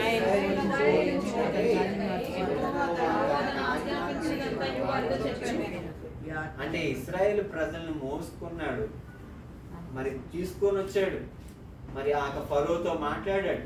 ఫరోతో మాట్లాడిన తర్వాత మరి ఒక 11 రకాల మరి అక్కడ మరి ఆ తెగుళ్ళు వారి మీదకి వచ్చాయి. ఇశ్రాయేలు ప్రజలకి ఆశీర్వాదాలు వచ్చాయి. వీరందరినీ కూడా ఎర్ర సముద్రం చుట్టూ తీసుకుని వెళ్ళాడు. మరి వారి ప్రయాణము ఒక 11 రోజుల ప్రయాణము ఎన్ని రోజులు అయిపోయింది? 40. ఇక్కడ 4వ వచనంలో 40 సంవత్సరంలో 11వ నెల మొదటి తేదీ మోషే ఇశ్రాయేలుకు బోధించుటకై మరి 40 సంవత్సరాల్లో ఇక్కడ మోషే మరి ఆయన వారందరినీ కూడా తీసుకొని వచ్చి ఇక్కడ చెప్తున్నాడు. ఏమని చెప్తున్నాడో ఇప్పుడు మనం విందాం. ఏమని చెప్పాడు? యోర్దాను యువతలున్న మోయాబు దేశమున మోషే ధర్మశాస్త్రం ప్రకటింప మొదలుపెట్టి ఇట్లా నేను మన దేవుడైన యెహోవా చదవండి. మన దేవుడైన యెహోవా హోరేబులో మనకి ఇలాగు సెలవిచ్చెను. ఈ పర్వతమునందు మీరు నివసించిన కాలము చాలును అంటున్నాడు. ఇంతవరకు ఏం చేశారు? ఈ యువతలను ఉండిపోయి మీరు ఇక్కడే ఉండిపోదాం అనుకున్నారు. ఆ టైంలో ఒకసారి యెహోషువ కాలంలో ఏం చేశారంటే అక్కడ ఉండిపోయి అంటున్నారు కొంతమంది ఆ మనిషే గోత్రం వారు. మరి వారందరూ ఏమన్నారంటే మేము ఇక్కడే ఉండిపోతాం, మేము ఇక్కడే సెటిల్ అయిపోతాం. ఇక్కడే సెటిల్ అయిపోతే మనకి ఏమవుతుంది? అన్ని రకాల మరి ఆ వసతులు మనకి ఇక్కడే మనకి బాగానే ఉన్నాయి అనుకొని ఈ గోత్రం మీరు యెహోషువ గ్రంథంలోకి వెళ్ళినట్లయితే యెహోషువ అందరికి ఒక్కొక్క మరి ఆ గోత్రం వారికి డివైడ్ చేస్తాడు. ఆ కానాన్ని ఆ ప్రాంతం అంతటిని కూడా డివైడ్ చేస్తున్నప్పుడు వీరు ఏమంటారంటే మేము ఇక్కడే ఉండిపోతాం అనుకొని చెప్పి ఆ ప్రాంతంలో ఉండిపోవడానికి సిద్ధమవుతా ఉన్నారు. అప్పుడు దేవుడు ఈ యొక్క యెహోషువ మరి ఆ మోషేతో కూడా ఏమన్నాడంటే ఏమని మాట్లాడాడు? మరి మరి 5వ వచనం కదా మనం చదువుకున్నాము. ఏమని అన్నాడు? మోషే ఇశ్రాయేలుకు బోధించుటకై 6వ వచనం మన దేవుడైన యెహోవా హోరేబులో మనకు ఇలాగు సెలవిచ్చెను. ఈ పర్వతమునందు మీరు నివసించిన కాలము చాలు. మీరు ఎంతవరకు ఉండారు కదా ఈ మరి ప్రాంతంలో ఈ పర్వతం మీద ఉండిపోయారు కదా, మీరు ఇంకా చాలు. మీరు ఏం చేయాలి? ఇప్పుడు బయలుదేరాలి. ఎక్కడ బయలుదేరాలో మరి 7వ వచనము మీరు తిరిగి ప్రయాణమై అమోరీల అన్యమునకు అరాబాలోను మన్నెములోను లోయలోను దక్షిణ దిక్కున సముద్ర తీరంలోనున్న స్థలములన్నిటికీ కానాను దేశమునకును లెబానోనుకును మహానది ఇదిగో ఆ దేశం మీకు అప్పగించదనని మీకు వెళ్ళి యెహోవా మీ పితరులైన అబ్రహాము ఇస్సాకు యాకోబునకు తరువాత వారి సంతానమునకు ఇచ్చేదనని నేను ప్రమాణం చేసిన దేశము స్వాధీనపరచుకొనుడి. మొట్టమొదటిగా దేవుడు ఏమన్నాడు? చాలును అంటాడు. రెండవది ఏమన్నాడంటే స్వాధీనం చేసుకోండి అన్నాడు. మనం ఒకసారి ఒక ప్రాంతం విశాఖపట్నంలో సెటిల్ అయిపోయాం అనుకోండి. సెటిల్ అయిపోయింది మన ఊరు వెళ్ళగలమా? మళ్ళీ మన వెస్ట్ గోదావరి వెళ్ళగలమా? ఈస్ట్ గోదావరి వెళ్ళగలమా? లేదంటే మనకున్న ప్రాంతాలు వెళ్ళగలమా? మరి రాజ్ కుమార్ గారు మరి అక్కడ సబ్బవరంలో ఉండేవారు. అక్కడ ఇల్లు కట్టుకున్నారు, అన్ని బాగానే ఉన్నాయి. కానీ వైజాగ్ మరి కొంతకాలం మీకు ఉన్నారు. మళ్ళీ అక్కడ వెళ్ళడానికి ప్రవళిక నిహారికకి ఇష్టమవుతుందా చెప్పండి, వాళ్ళ మమ్మీ గారు చూస్తుంది ఏంటారు కదా. ఇక్కడ మనము అన్నీ కూడా సౌకర్యాలు ఉన్నాయి, వాటర్ ఫెసిలిటీ ఉంటుంది, అన్నీ మనకి ఇక్కడ బాగానే ఉంటాయి. మళ్ళీ సెటిల్ అయిపోయిన తర్వాత ఇక్కడి నుంచి మళ్ళీ తిరిగి వేరే ప్రాంతానికి వెళ్ళాలంటే చాలా కష్టం. ఇశ్రాయేల్ ప్రజలు కూడా వాళ్ళు ఏమనుకున్నారు, 40 సంవత్సరాలు ఆ 11వ నెల ఆ ప్రాంతం వచ్చేసరికి అక్కడ ఉండిపోతాం అనుకున్నారు, ఆ పర్వతం మీద ఉండిపోతాం అనుకున్నారు. అది చాలు అనుకుంటున్నారు, ఇంకా ఉండడం చాలు, మీరు ఏం చేయాలి, ప్రయాణం. మనం కూడా మనము మన యొక్క జీవితంలో ప్రయాణం అనేది మనకి దేవుడు చేస్తా ఉన్నాడు. ఈ ప్రయాణం ఎక్కడి వరకు వెళ్ళాలి, మరణం వరకు మనం ప్రయాణం చేస్తానే ఉండాలి. అయితే ఇక్కడ ఏమని చెప్తాడంటే స్వాధీనము, ఆ వచనం చాలా జాగ్రత్తగా మనం చదవాలి.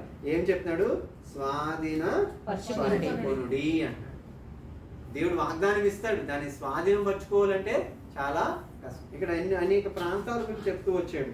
మరి అక్కడ అమోరీల గురించి చెప్తూ వచ్చాడు, అనేక మన్య ప్రాంతము, ఆ ప్రాంతము, సముద్ర ప్రాంతము, అనేక దిక్కులు గురించి చెప్తూ వీనన్నిట్లు కూడా మీరు ఏం చేయాలి అంటే ఇవన్నీ కూడా ఎక్కడి నుంచి చెప్తున్నాడు, వచ్చి చెప్పట్లేదు. ఇగో ఈ ప్రాంతం, ఆ ప్రాంతం, ఈ ప్రాంతం అని ఇశ్రాయేలు ప్రజలందరికీ నుంచోబెట్టాడో తెలీదు, ఆ పర్వతం ఎక్కువ చెప్పాడో తెలియదు, ఈ ప్రాంతం ఇదన్నీ కూడా మీరు ఏం చేయాలి, ఒక మ్యాపింగ్ చెప్తున్నాడు అనమాట. మీరు చేయవలసిన ప్రయాణము 11 రోజులే ఉంది. ఈ 11 రోజుల్లో ఇదంతా కూడా మీరు స్వాధీనం చేసుకోవాలి. మీరు ఎక్కడ ఉండడం చాలదు, మీరు ఇక్కడ ఉండి సెటిల్ అయిపోవడం ఇంకా మరి మీరు ఇక్కడ ఏమంటాడంటే మీరు ఇక్కడ ఉండి చాలు, మీరు ప్రయాణం చేయండి అని దేవుడు చెప్తున్నాడు. మరి మోషే చెప్తున్నాడు. అయితే 11 దినాల యొక్క ప్రయాణంలో ఎక్కడెక్కడ వెళ్ళాలి. చాలా మంది ఇప్పుడు ఏంటంటే మనకి ఇజ్రాయెల్ తీసుకుని వెళ్తారు. ఇజ్రాయెల్ ట్రిప్స్ లో ఎన్ని నైట్స్ అంటారు, కొంతమంది 7 నైట్స్ అంటారు, కొంతమంది 11 నైట్స్ అంటారు. ఈ ప్రయాణంలో అంతా కూడా ముందు వాళ్ళకి చెప్తూ ఉంటారు అన్నమాట. మనం ఇక్కడి నుంచి హైదరాబాద్ మీరు వచ్చేసేయండి, హైదరాబాద్ నుంచి మీకు ఫుడ్ మేమే ఇస్తాం, మీకు కావాల్సిన షెల్టర్ మేమే ఇస్తాం, మీకు ఫ్లైట్ ఛార్జెస్ మేమే తీసుకుంటాం, బస్ ఛార్జెస్ మేమే ఇస్తాం, ఫుడ్ అన్నీ కూడా మేమే ఇస్తాం. అయితే ఆ ప్రయాణానికి కావాల్సినవన్నీ కూడా వాళ్ళు చెప్తా ఉంటారు. అలాగే ఇక్కడ మోషే కూడా ఈ 11 రోజుల యొక్క ప్రయాణం అంతటి గురించి కూడా వివరిస్తూ ఉన్నాడు అనమాట. అయితే ఇక్కడ ఏమని చెప్పాడు అంటే చాలును అంటున్నాడు. ఇక్కడ ఉండిపోయి సెటిల్ అయిపోవడం కాదు, మీరు ఇక్కడ ఉండే ఆ టైము చాలు, మీరేం చేయాలి, బయలుదేరాలని చెప్తున్నాడు. మూడోది ఏం చెప్తున్నాడు, స్వాధీన పరచుకోండి. మరొకసారి ఆ మాట ఒకసారి మరి ధ్యానం చేద్దామా. ఇక్కడ ఇదే ఈ యొక్క మాటలన్నిటికీ కూడా మనం నేర్చుకోవాల్సిన మెయిన్ పాయింట్స్ ఏంటంటే దేవుడు 3 విషయాలు ఇక్కడ చెప్తూ వచ్చాడు. ఏమన్నాడంటే చాలును అంటున్నాడు, రెండవది ఏమన్నాడు, బయలుదేరండి అంటున్నాడు, మూడవది ఏమన్నాడు, స్వాధీనపరచుకోండి అంటున్నాడు. ఏమన్నాడు, స్వాధీనపరచుకోండి. మనం కూడా మన జీవితంలో ఏం నేర్చుకోవాలి, సరిపెట్టుకోవడం కాదు, మనము మరి ఉన్న ప్రదేశాన్ని నుంచి మనము వెళ్ళవలసిన వారు ఉన్నాం. అయితే రెండవది మనం బయలుదేరవలసిన వారు ఉన్నాం. We need to get ready for everything. అందుకని ఇంగ్లీష్లో చాలా మంచిగా మరి ఈ విషయాలు ఇందులో రాయబడుతూ వచ్చాయి.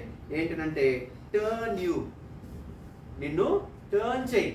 నువ్వు ఇప్పుడు ఎంతవరకు నువ్వు సెటిల్ అయిపోతూ వచ్చావు, నువ్వేమవ్వాలి, టర్న్ అవ్వాలి, నువ్వు తిరగాలి. తర్వాత నువ్వు గెట్ రెడీ అని అన్న మాట కూడా ఉంటుంది. ఇక్కడ ఈ యొక్క మరి వచనానికి వచ్చేసరికి దేవుడు ఏమనంటే స్వాధీన పరచుకోండి అన్నాడు. ఎవరెవరికి ఇచ్చాడు దేవుడు వాగ్దానము? అబ్రాహాంకి ఇచ్చాడు, ఇస్సాకుకి ఇచ్చాడు, యాకోబుకి, వారి పితరులందరికీ. మరి ఆ ఇచ్చిన వాగ్దానాన్ని అసలు వీళ్ళు ఇక్కడికి రావడానికి గల కారణం ఏంటి చెప్పండి ఒకసారి. అసలు ఈ ప్రాంతం ఈ పరిస్థితుల్లోకి రావడం గల కారణం ఏంటి? ఎవరు అసలు ఈ కారణభూతుడు? ఎవడు ఈ యొక్క అసలు ఈ పరిస్థితులు కలగడానికి గల కారణం ఎవరు? అబ్రహాముకి ఎవరున్నారండి? కుమారుడు ఇస్సాకు. కుమారులు ఎంతమంది? ఇద్దరు. ఎవరు? యాషావు, యాషావుకి రావాల్సిన దీవెలు ఎవరికి వచ్చాయి? యాకోబు. యాకోబుకి ఎంతమంది పిల్లలు? 12 మంది. ఈ 12 మంది సంతానంలో వీళ్ళు ఎక్కడున్నారు? కానాన్లో ఉన్నారు. అయితే ఇందులో ఒక ఆయన్ని కొట్టారు, తిట్టారు. అన్నదమ్ములు ఒక లోయలో, ఒక చిన్న బురదల గుంటలో పడేసిన తర్వాత ఏసేపు ఎక్కడికి వెళ్ళాడు?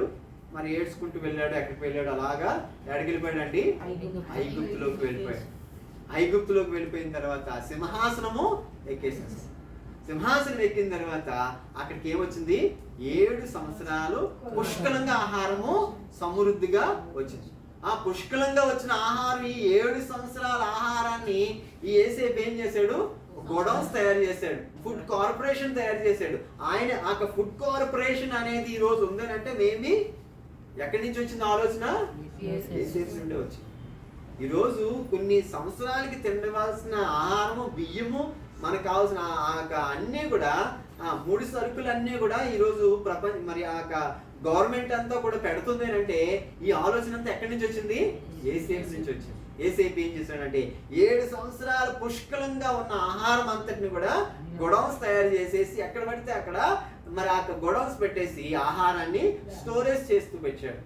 పెట్టిన తర్వాత ఇశ్రాయేలు ప్రజలందరూ కూడా వచ్చి ఆ కరువు ప్రారంభం అయింది. మొదటి సంవత్సరము కరువు, 2వ సంవత్సరం కరువు, అలా 7 సంవత్సరాల కరువులో ఎవరెవరు వచ్చారో తెలుసా? ఈజిప్ట్కి, ఈజిప్టియన్సే కాదు, ఇశ్రాయేలు ప్రజలే కాదు, ఈ దేశంలో, ఈ భూగోళంలో ఉన్న ప్రతి దేశాలన్నీ కూడా వెనకొచ్చాయి, ఈజిప్ట్లోకి వచ్చేసాయి. ఈజిప్ట్లోకి వచ్చి ఆహారం సమృద్ధిగా ఉందని అన్ని దేశాల వారు, అన్ని ఆ కరువు అంతా కూడా వచ్చిన ఆ దేశాలన్నీ కూడా వచ్చేసి ఈజిప్ట్లో ఉన్న ఆహారం కొరకు వారు ఈజిప్ట్లో ఆహారం కొనుక్కోవడానికి ఏం చేశారు? వారు డబ్బులు ఇచ్చారు. ఎవరికి? ఈ యొక్క ఈజిప్ట్ వారికి ఇచ్చారు. అయితే ఈరోజు మనకి ఏం కరువుగా ఉందండి? ఈరోజు మనకి ఏం కొరతగా ఉంది? గ్యాస్ కొరతగా ఉంది. తర్వాత పెట్రోలు కొరతగా ఉంది. ఎందుకు అని అంటే అక్కడి నుంచి 3 సరుకులు ఏవైతే మనకి రావాల్సిన అక్కడ ఏమైపోయి కొరత అయిపోయింది. లేదంటే అక్కడ స్టాక్